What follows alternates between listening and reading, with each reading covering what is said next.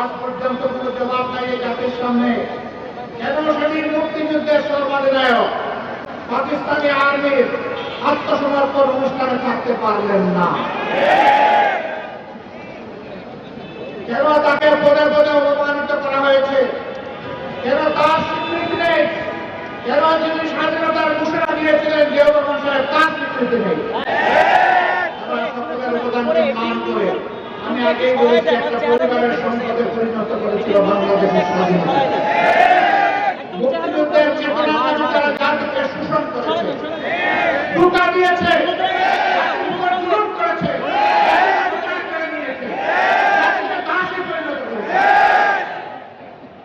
বিশেষভাবে অভিনন্দন জানাই। যে লড়াই শুরু হয়েছিল ৭২ সাল থেকে সত্যিকারের স্বাধীনতার সুফল ভোগ করার জন্য, জনগণের হাতে স্বাধীনতার সুফল তুলে দেওয়ার জন্য, সেই লড়াইয়ের একটা পর্ব সমাপ্ত হয়েছে ২৪-এর ৫ই আগস্ট। এই ২৪-এর লড়াইয়েও জনগণকে নিজ দেশের স্বৈর শাসনের হাতে জীবন দিতে হয়েছে। তারা জনগণের জীবনকে পাত্তাই দেয়। গুলি করেছে মাটি থেকে, গুলি করেছে আকাশ থেকে, গুলি করে জনগণের বুক ঝাঁঝরা করে দিয়েছে। এই লড়াইয়ের প্রতীক হচ্ছে শহীদ আবু সাঈদ। হাতের মধ্যে কোনো আগ্নেয়াস্ত্র ছিল না, বোমা ছিল না, ককটেল ছিল না, একটা স্টিক নিয়ে এসে দাঁড়িয়েছিল। সে বলেছিল, বুকের ভিতরে তুমি উঠোট, বুক পেতেছি, গুলি কর। সেই জ্বরটা কি ছিল? সেই জ্বরটি একটা তার ছিল নিশ্চয়ই না।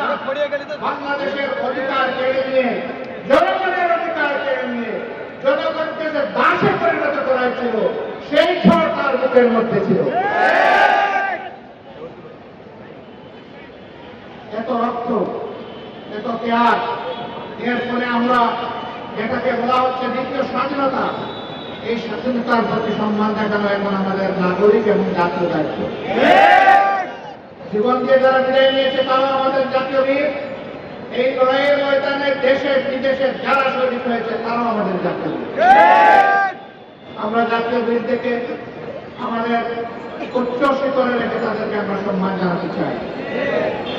জাতীয় বীরদের এই অবদান কোন ব্যক্তি, কোন পরিবার, কোন গোষ্ঠী, কোন দলের লোক দৃষ্টির সামনে এটা যেন হারিয়ে না যায়। বাংলাদেশের জনগণকে পাহারা দিতে হবে। পাহারা দিতে পারবেন? ৩৬৫ দিন, বছরের পর বছর, যুগের পর যুগ, শতাব্দীর পর শতাব্দী আমাদেরকে তৈরি হতে হবে ইনশাআল্লাহ। আজকের এই র্যালি থেকে আমরা জানিয়ে দিতে চাই, বারবার বুকে রক্ত দিয়ে যে জাতির স্বাধীনতা আনতে পারে, সেই জাতির সন্তানেরা আর এই স্বাধীনতা কাউকে আর চিন্তাই করতে দেবে না ইনশাআল্লাহ।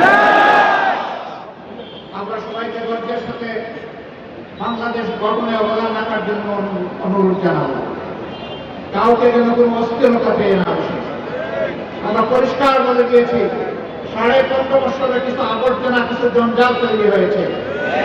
এই জঞ্জাল পরিষ্কার করতে হবে। নির্বাচনের সুষ্ঠু পরিবেশ নিশ্চিত করতে হবে। জনগণের ভোটার তালিকা শুদ্ধ এবং সুস্থ করতে হবে। দেশের জনগণের করতে হবে। বিদেশে আমাদের প্রবাসীরা যারা আছে তাদেরও এই তালিকায় অন্তর্ভুক্ত করে আগামী নির্বাচন হবে ইনশাআল্লাহ। একজন নাগরিক ভোটার তালিকা তাকে বাদ করুক, আমরা এটা চাই না। এর জন্য যা করা দরকার সরকারকে তাই করতে হবে। নির্বাচন কমিশনকে সেই উদ্যোগ নিতে হবে। এই উদ্যোগে আমরা কোনো ব্যতিক্রম, কোনো শীতলতা আমরা বরদাস্ত করবো না। ঘরে ঘরে জনগণে যে তালিকাকে নিশ্চিত করতে হবে। যারা চুরি করে ভুয়া ভোটার হয়েছে, একাধিক জায়গায় ভোটার হয়েছে, তাদেরকে এখান থেকে পাক সাফ করে ফেলতে হবে। যারা জুতা দিয়ে একাধিক জায়গায় ভোটার হয়েছে, ওরা আদৌ ভোটারের যোগ্য কিনা সেই সিদ্ধান্ত নিতে হবে। সম্মানিত দেশবাসী, আজকে কথা বলার জন্য আজকে আল্লাহ তাআলা শুকরিয়া আদায় করেন। এই পল্টনেই আজ থেকে কয়েক বছর আগে, ২ দশকের অধিক সময় আগে আল্লাহ কিছু বান্দাকে যখন নির্মমভাবে হত্যা করা হয়েছিল, এরকম সময়ে আজ থেকে এরকম সময়ের কথা বলছি, এইরকম সময় স্পষ্ট দিবালুকে 28 অক্টোবর 2006 সাল নিশ্চয়ই জাতীয় স্মৃতি থেকে এটা হারিয়ে যায়। সেই দিন বাংলাদেশ পথ হারিয়েছিল। আমার এই বাংলাদেশের পথ যেটাকে আরো অনেক রক্ত দিতে হয়েছে। কি অপরাধ ছিল আমাদের সেই বন্ধুদের ভাইদের? তাদের কোনো অপরাধের কথা আজ পর্যন্ত কেউ বলতে পারবো না। নিরপরাধ এই মানুষগুলোকে পিটিয়ে শুধু হত্যাই করা হলো না, তাদের নিজের নিতল গ্রহর উপর উঠে তারা লাফালাফি নাচানাচি করেছে। এরা তো মানুষ না, পশু। পশু নয়, ভাষায় এরা পশুর চাইতে নিকৃষ্ট। আল্লাহ প্রথমে বলছেন বিবেক দিয়েছি, বিবেক অনুযায়ী কাজ করে নাই। আল্লাহ বলছেন আমার পশু। আবার আল্লাহ বলতেছেন আমি পশুকে বিবেক দিই নাই, এদেরকে বিবেক দিয়েছিলাম, এরা পশুর মতো কাজ করেছে, অতএব এরা পশু নয়, তার চাইতেও নিকৃষ্ট। একজন আকাশী মাফিয়া মাদারের নির্দেশে সেদিন লোকে বইটা নিয়ে তার গুন্ডারা রাস্তায় নিয়েছিল। তারাই তার নির্দেশে হত্যা করেছিল। এই মধ্যম পরিবারগুলো সেদিন বিচার চেয়েছিল, আদালতে বিচার দায়ের হয়েছিল, কিন্তু ক্ষমতার গরমে সেই বিচার তারা পেয়ে ফেলেছে। আমরা কথা দিচ্ছি এই বিচার আবার ফিরিয়ে আনা হবে। বাংলার জমিনে আবার তাদের বিচার হবে ইনশাআল্লাহ। এর পরবর্তী পর্যায়ে শাহবাগীদের দাবিতে যাদেরকে হত্যা করা হয়েছে, খুন করা হয়েছে, তাদেরও বিচার আবার ফিরিয়ে আনা হবে ইনশাআল্লাহ।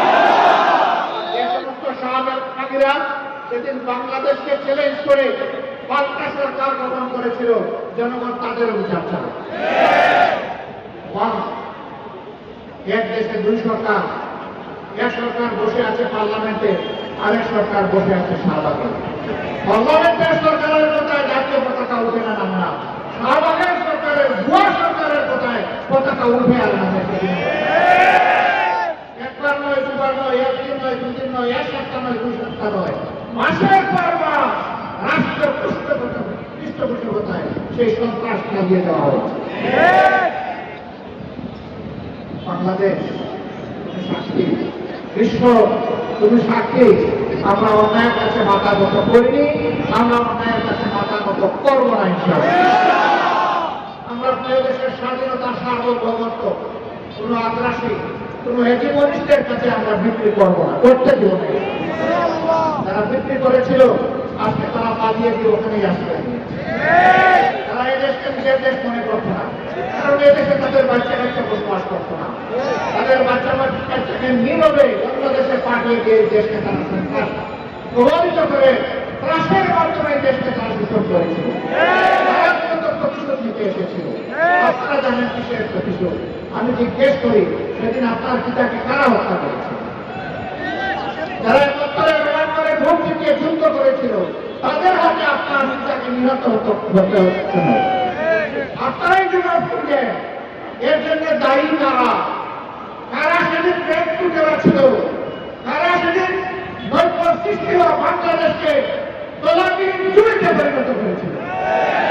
কাদের নেতা বলেছিল ডাইনে যাদের দিকে তাকাই তারাও ছো, বাবা যাদের দিকে তাকাই ওরাও ছো, সামনে যাদের দিকে তাকাই ওরাও ছো, পেছনে যাদের দিকে তাকাই ওরাও ছো। কাদের নেতা বলেছিলেন, কাদেরকে বলেছিলেন উদ্দেশ্য? সেই জবাব আজকে তাদেরকে বুঝতে হবে। তাদের প্রতিশোধ জনগণের উপর নয়, প্রতিশোধ নেন আপনাদের অপকর্ম সংগঠনকারীদের উপর। আশ্চর্য বিষয়, তারা বাংলাদেশটাকে টুকরা টুকরা করে বিভক্ত করে হানাহানি হিংসার রাজত্ব কায়েম করে পালিয়ে গিয়ে এখনো বাংলাদেশকে তারা স্থির থাকতে দেন না। তারা মাঝে মধ্যে ফোনা তুলে পুষ্পাস করার চেষ্টা করে। যেই জাতি আপনাদেরকে উচিত শিক্ষা দিয়ে তাড়াতে পেরেছে, সেই জাতি আপনাদের ফোনাও একদম খোলা করে দিতে পারে।